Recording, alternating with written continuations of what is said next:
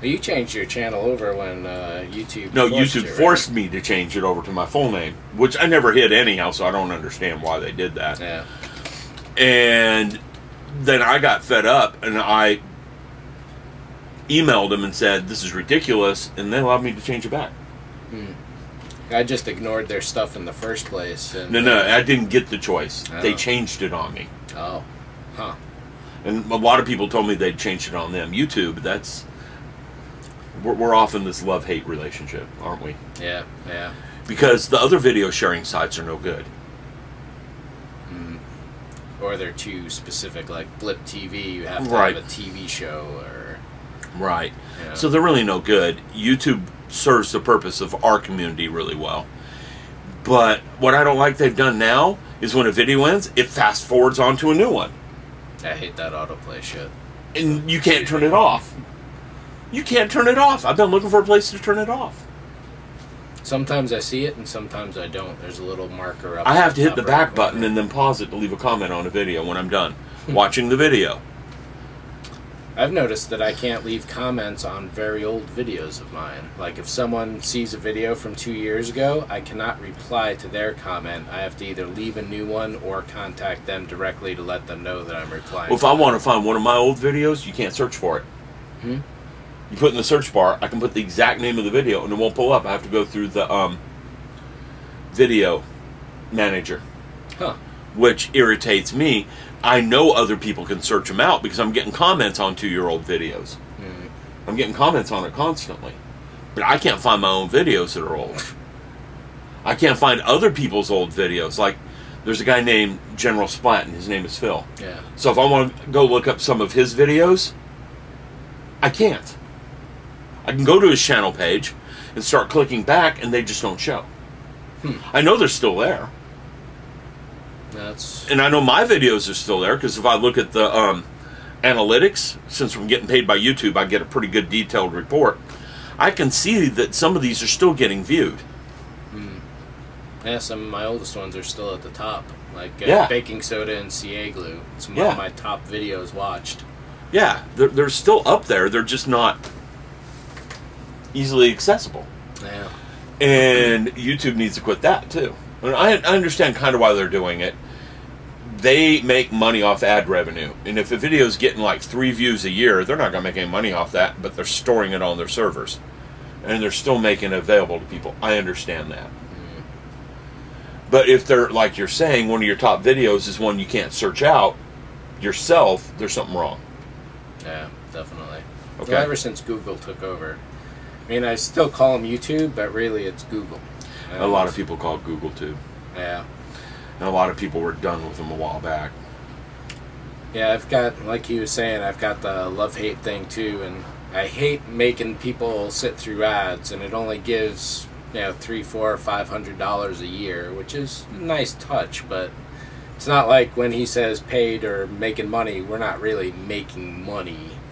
Right. Off of it. My accountant said, form a business. I registered the business in my local city. It's called Bad Grendels Productions.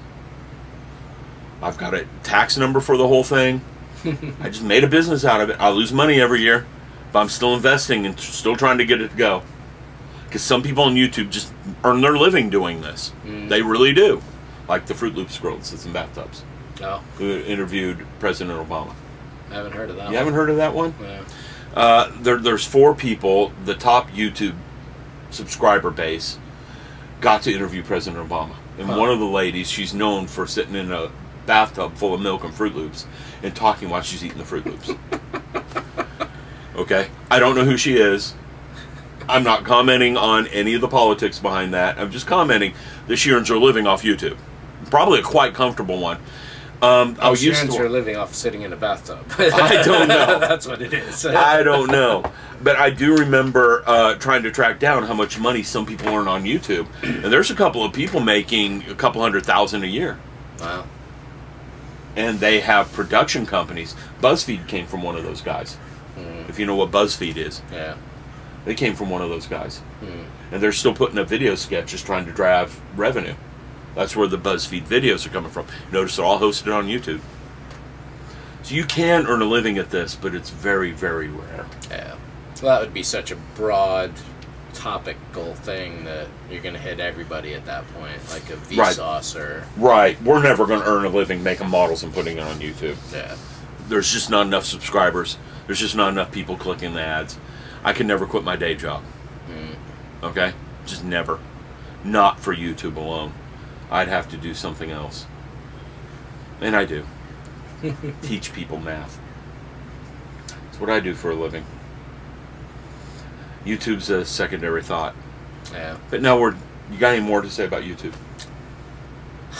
Probably too much. Okay. I'm ready to be done with YouTube. Yeah.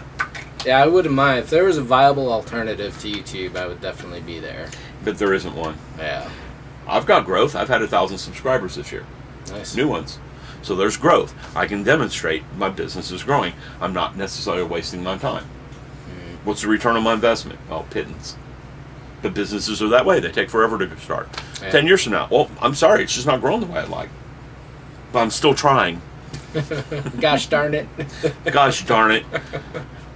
I don't know if you remember that. Yeah, there's... I put a video up of it. Yeah. There was some good ones. Had a lot of problems with copyright issues on YouTube with the song. Wow. The song came from my video editing software. The video editing software at the time said it's royalty free. And someone claimed copyright privileges on the song. I've had that. My the 3D printer I had, those videos of just the printer making noise were labeled as copyright infringements for a while. Because it was... So whatever it was about the algorithms, it thought that was a beat. And someone identified it as theirs, and I was like, you guys are idiots. This is a printer. Well, I've recently found a few things out. There's a couple of places where you can get royalty-free music for YouTube videos. And there's one I go to quite often. The problem is, there's a few companies who claim those songs as theirs. Because so many people are using the royalty-free songs from the free sites that they're like, we can claim it and we get a chunk of the revenue from all these videos. As soon as you fight it, they back off the claim. Because they don't want YouTube banning them. Right. So I've had copyright problems come up 6 or 7 times with music on a few clips, and I know they're royalty free. As soon as I fight it, they drop it. It's like on my round 2 videos, there's a little bit of sound in. I created that from like 5 or 6 different loops and clips. So that is essentially the drum beat and all that, those are made, but I then made them into my song. Right. On all of my round 2 videos, there's no copyrights except for one. And I fought it, and they rejected my complaint on it, despite the fact that I've got a dozen other videos with the same exact song that has no copyright claim on it at all. So if you guys are ever wondering why there's no music on my videos, I got tired of this fight and just stripped it all out. Not to mention my spray booth videos, that music's way too loud and annoying. See, back in the old days, I used to watch TV or listen to music while I was working and talking. So you can't do it anymore. Once the monetization came up, I couldn't do that. And now they'll, if it's even in the background, even though that's fair use for you, they'll still claim it and shut your sound down. Yep. So as a consequence, I don't listen to music or watch TV at all during the day. I don't. I live in a world of silence, and I've lost that creative input. I don't listen to music while I'm working on models for the same reason. I really miss it. If I do, I stop it, make a video clip, and then start it. Yeah. There's a TV in my hobby room, and I have a nice stereo in the hobby room. No speakers hooked up to it yet, because the 4 issues. But I'll have to shut it down every time I make a video clip. Yeah. You can't have any sound in the background. Even the TV playing in the background, I have to close the door when I make a video clip. Uh-oh. Nope. Tom's camera just fell. And here are a few YouTube channels that might interest you. As always, the Scale Model Addict. Scott Gervan brings you his own work, and the Scale Model Addict Forum and Scale Model Addict Magazine. Dr. Faust's The Painting Clinic. Check out Tony for miniatures and model painting. What time is it? It's cranky time. With his lab rat Ori assistant Igor, Dr. Cranky brings you the best in rats, rods, and rust. Steve Neal's Garage with Rosie the Wonder Dog, Mary, and Xena. featuring feature film props, restorations, and scale model artistry. Scott Alexander of Atomic City Models, specializing in 2001: A Space Odyssey model recreations and a few other notable genre pieces as well. Braddock 001, whether a 1-to-1 scale Borg sleep station, droids of any make or model, or even popular superhero armor or any kind of sculpture, look to Brad Carpenter to bring it.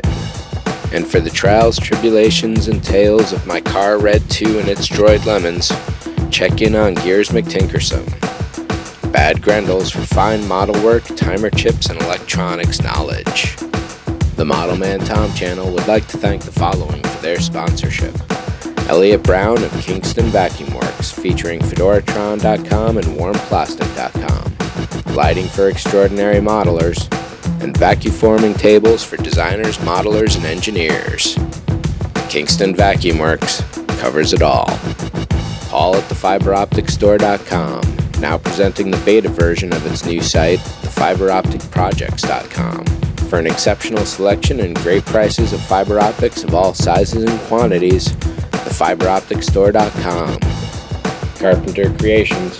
If you can dream it, you can make it. Brad and Carpenter, science fiction artistes. From full-scale Borg cubicles or droid displays of all kinds. Carpenter Creations.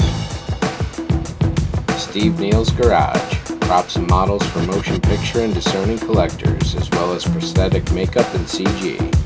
Contact Steve through stevenealsgarage.com. Model reviews from Round 2 Models, AMT, MPC, Polar Lights, and Lindbergh. Scale Model Addict Magazine. Issue 3 now available. Issue number 4 is in the works. The Orbital Defense Engineering Commission, a 2001: A Space Odyssey specific forum for scale model kits, reviews, news, and discussion. Odec.proboards.com. More than just talk, hobbytalk.com, a forum for every hobby.